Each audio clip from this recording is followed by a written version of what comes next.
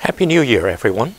This is Eric Hong, Executive Director of Momiji Healthcare Society, speaking to you about the COVID-19 pandemic on Friday, January 7th, 2022. I hope everybody have enjoyed the holiday season and was able to spend some time with loved ones and family in spite of the inconvenience and challenges precipitated by the ongoing COVID pandemic and the latest impact of its Omicron variant. As predicted, the very infectious Omicron variant of the COVID virus has overtaken the Delta variant as the dominant strain and become pervasive across the community. The Omicron variant has spread exponentially within a short time and pushed the daily count of newly detected COVID cases from around 1,000 a day in early December to over 10,000 a day by Christmas Day. That number has stayed above 10,000 essentially each day, every day since then. More worrisome has been the observation that more than the number of people testing positive for COVID is growing quickly, so have the numbers of infected people needing hospitalization, having to be treated in intensive care units, and dying. It has been opined that the Omicron-driven wave of widespread infections will not reach its worst until at least late January. That means we will see things get much worse over the next little while before they will begin to get better.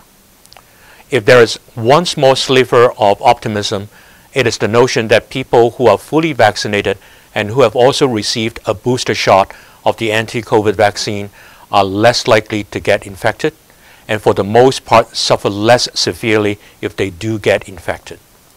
This offers some comfort to us in that almost 100% of our seniors residence tenants have received all 3 doses of the vaccine, and 94% of our staff have also had 2 doses, while almost half of them have gotten their 3rd dose to date.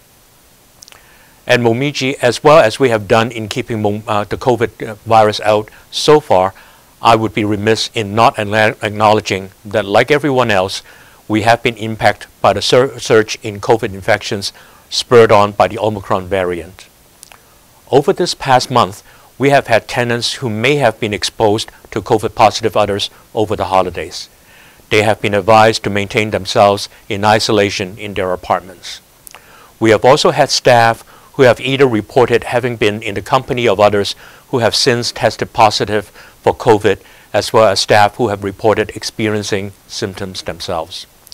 They have gone into self-isolation as well and got tested for COVID. They will not be returning to on-site duties until they no longer exhibit symptoms and pass testing to show that they are no longer COVID positive. So as to minimize the risk of inadvertent transmission of infection, we have had to make some difficult decisions. Group programs that had been revived by our Seniors Active Living Center in recent months will be suspended again until further notice. Instead, Seniors Active Living Center staff will offer one-on-one programs with seniors residence tenants and facilitate virtual programs to be accessed from individual tenants' apartments as much as possible. Planned large programs such as the food bazaar will be delayed until government-advised suspension of group activities is lifted. Cafe Momiji will shut down until further notice. Western lunch program and the meal program with Zero Sun will continue to be offered as takeout and delivery services only. The hair salon and Momiji store will reduce in capacity of customers served at any one time. Shopping trips to J-Town will be restricted to individual tenants booking transportation assistance to go. There will be no group outings to J-Town together, as multiple individuals boxed into a vehicle for a long ride with windows drawn up presents a high risk for infection spread. Group trips to the nearby metro for grocery shopping, however, will be maintained, as it is a ride of short duration, during which the windows of the car will be kept rolled down to enable better ventilation. Under the modified Stage 2 restrictions currently in place by order of the Chief Medical Officer of Health and Government of Ontario, everyone is advised to avoid crowded places, especially indoors where ventilation is less than optimal. Indoor social gatherings are not to exceed 5 people. Please make use of good quality face masks and keep 2 meters apart when interacting.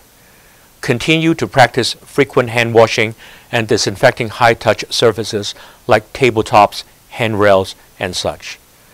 And to report flu or cold-like symptoms to support services as soon as possible and comply with testing and self-isolation instructions. While family visits to tenants at Momiji is not discouraged, we are advising that such visits be kept to a minimum, and that as few people are involved in each visit as possible. Visitors should cooperate with screening at the door when lobby screeners are on duty, and to self-screen using the paper and pencil option when screeners are off duty. And please do not visit if you are experiencing any symptom, even to a mild degree, or if you have reason to believe you may have been recently exposed to someone who may be COVID positive. It is through us cooperating with and caring for each other that we came through the last 22 months with a minimum of exposure to the COVID virus and Momiji. Let us stay the course and hang in a little longer to protect each other. I hope you have found this communique useful. If you have any question, please ask it of Momiji staff. On behalf of everyone at Momiji, I wish you all a very happy new year as we look forward to 2022, and hopefully the end of the COVID pandemic will be sooner rather than later. Thank you.